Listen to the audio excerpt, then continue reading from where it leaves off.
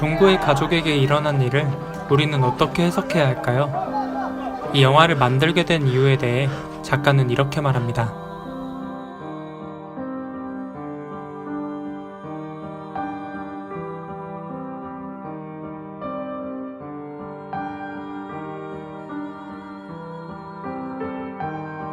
그의 말대로 이 영화는 어떻게와 왜가 뒤섞여 있는 영화입니다.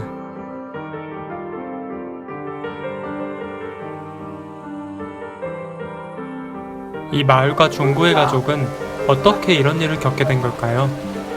환각작용을 일으키는 야생버섯 때문입니다. 먹으면 헷가닥 도는 버섯 있지? 그것이 혈액 성분서 엄청 나왔대야. 집에서 듣고 말린 것이 겁내 나와버려. 야생버섯이 부른 살인. 이 영화는 책으로 예를 들자면 1인칭 주인공 시점의 영화입니다. 우리는 종구가 보고 있는 세상만을 보게 됩니다. 종구가 점점 야생버섯이라는 객관적인 정보를 잃고 소문과 두려움 때문에 보고 싶은 것만 보게 되면 아이 그 일본 놈한테 당한 여자가 그 불난집 그 여자라고. 우리도 종구가 보려고 하는 것, 그의 두려움이 보게 되는 세상을 함께 보게 됩니다. 환각작용을 일으키고 버섯으로 한약재를 지어 유통한 곳이 있고 그 버섯을 먹으면 두드러기가 납니다. 두드러기가 난 경찰의 집에는 버섯으로 지은 한약이 있고 두드러기가 난 효진이는 한약을 먹고 다시 미치게 됩니다. 영화에서 귀신에 울려 사람을 죽인다고 나오는 인물들은 어떻게의 관점에서 봤을 때 단순히 환각버섯을 먹었을 뿐인 인간입니다. 그리고 종구는 이 버섯 때문에 가족을 잃은 피해자일 뿐입니다. 잠시 무교적인 관점으로 세계를 바라볼까요? 악마라는 존재가 있기에 두려움이라는 게 만들어지는 걸까요? 아니면 두려움이 있기 때문에 악마라는 존재가 생겨난 걸까요? 적어도 곡성은 후자 쪽입니다. 신적인 존재들은 영화의 처음부터 종구에게 자신이 신 또는 악마임을 드러내지 않습니다. 영화의 초반 우리가 보는 신은 경찰의 이야기고 겁나 무섭지라. 종구의 꿈일 뿐입니다. 앞서 말했듯 이 영화는 종구의 1인칭 주인공 시점의 영화입니다. 우리는 종구의 두려움이 만들어내는 것을 함께 보게 됩니다. 자신이 이해할 수 없는 일이 벌어지는 상황, 이 상황에 대한 두려움과 혼돈에 의해 종구가 보는 세계는 자신을 유혹하는 악마가 도사리는 세계입니다. 내가 그것을 알아요. 네 말을 믿을까 아이야. 그래서 종구는 이 이해할 수 없는 일과 두려움을 이해하고자 계속 악마를 찾아다닙니다. 악마는 이해하기 어려운 두려움을 이해하게 만드는 인간이 만들어낸 가장 간단한 해결 방법이기 때문입니다. 그리고 종구 말고 악마 혹은 신을 마주하는 존재가 또 하나 있습니다. 네 이름 뭐야? 양이삼이요. 이삼이는 왜 신을 만나게 됐을까요? 이삼이 또한 영화 중후반에 버섯을 먹은 박춘배를 통해 변화합니다. 좀비처럼 변한 것 같은 박춘배에게 상처입고 두려움에 휩싸인 이삼이는 이제 뉴스에서 야생버섯이라는 진실을 보여줘도 그것에 귀 기울이지 않고 자신의 두려움이 믿고자 하는 것을 믿기 시작합니다. 그리고 그 두려움을 이해하고자 하는 그의 행동은 종구의 행동과 비슷합니다. 그는 이 두려움과 혼란함을 설명해주기 위한 것을 찾아 나서고 현실에선 이미 차에 치여 죽은 일본인 신을 만납니다. 이야기나 꿈으로만 나타나던 신은 인간의 공포와 함께 점점 현실에서 힘을 갖게 됩니다. 겁나 무섭지라. 울지 마라. どうしてお前は欲しいの？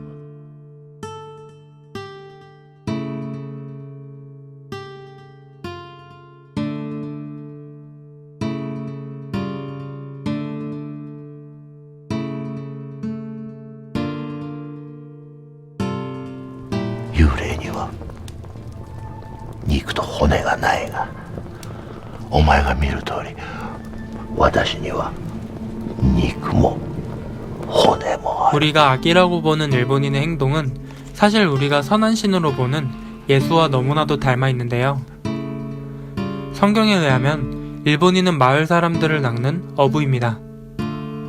정확히 말해 마을 사람들의 영혼을 낚는 어부입니다.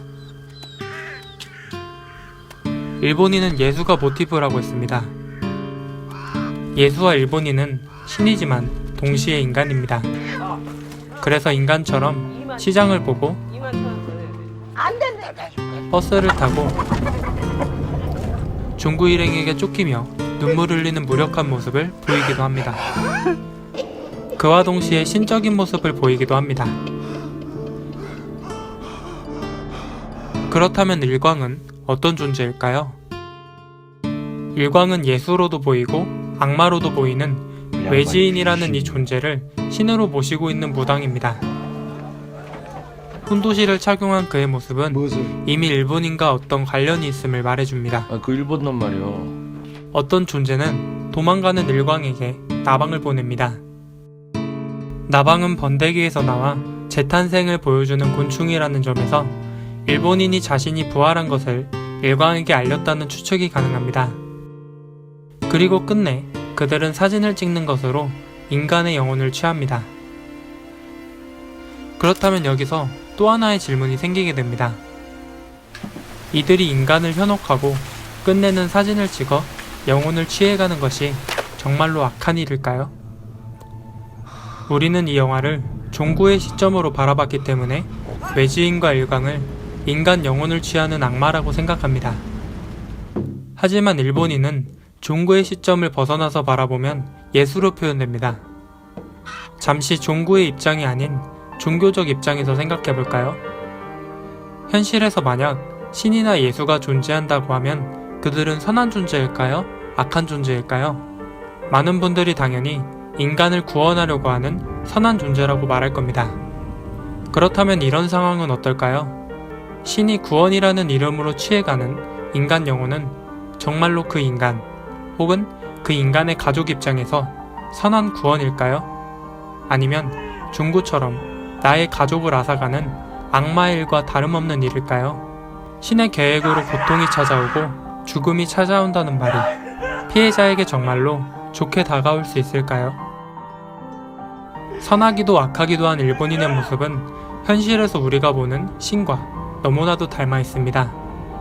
어떤 인간에게는 자신을 구원해준 선한 존재이지만 어떤 인간에게는 자신을 나락으로 빠뜨린 악마와 다름없는 존재일지 모릅니다.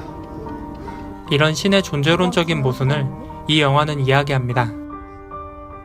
그리고 이 신에 대한 모순적인 모습에 감독은 자신의 궁금증을 영화를 통해 요청합니다.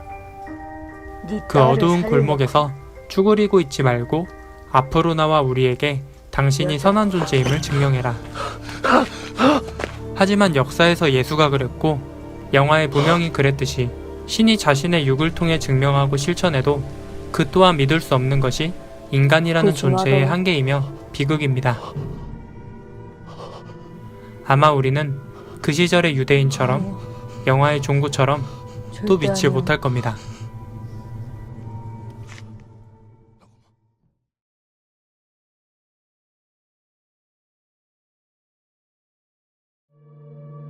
왜 종구는 이런 일을 당해야만 했을까요? 왜 피해자들은 피해자여야만 했을까요? 이동진 평론가는 이 영화에 대해 이렇게 말합니다. 인간은 두려워했기 때문에 신을 만들어냈다고 했습니다. 인간은 무엇을 두려워했을까요? 일광과 본영은 신적인 존재임에도 전혀 반대되는 말을 합니다. 왜 하필이면 우리 이 딸내미냐고. 그놈은 낚시를 일광은 하는 거예요. 우연히 그렇게 된 것이다 라고 말하고 뭐가 딸려 나올지는 몰랐겠지 지도. 무명은 인과에 의해 그렇게 된 것이다 라고 말합니다. 때문에 이러는 것인지. 네 딸의 애비가 죄를 졌습니다. 자네 두 신은 혼돈과 질서라는 전혀 반대되는 세계의 본질을 이야기합니다. 일광에 따르면 세계는 그저 우연한 일들이 혼돈하게 일어나는 곳이고, 무명에 따르면 세계는 철저한 원인과 결과에 의해 질서정연하게 일들이 일어나는 곳입니다. 하지만 이 어느 것이 진리여도 인간에겐 그리 달갑지 않은 결과로 다가옵니다. 인간에게 카오스는 예측할 수 없기에 아무것도 할 수 없다는 공포로 다가옵니다. 질서는 예측할 수 있다 한들 폭력적인 대가를 치르게 합니다. 무명의 말처럼 객관적으로 봤을 때 종부는 자신의 딸을 딱히 해하지 않은 일본인을 죽이고 시체를 유기한 장본인입니다. 그는 의심하고 사람을 죽였기 때문에 앞으로 다가올 폭력적인 결과를 이겨내야 합니다. 이렇듯 돌아가는 구조가 코스모스여도 인간은 폭력적인 세계에 노출돼 있습니다. 결국 그 어떤 것이든 인간은 이것들을 초월해낼 수 없는 약한 존재입니다. 종구는 아무것도 할 수 없습니다.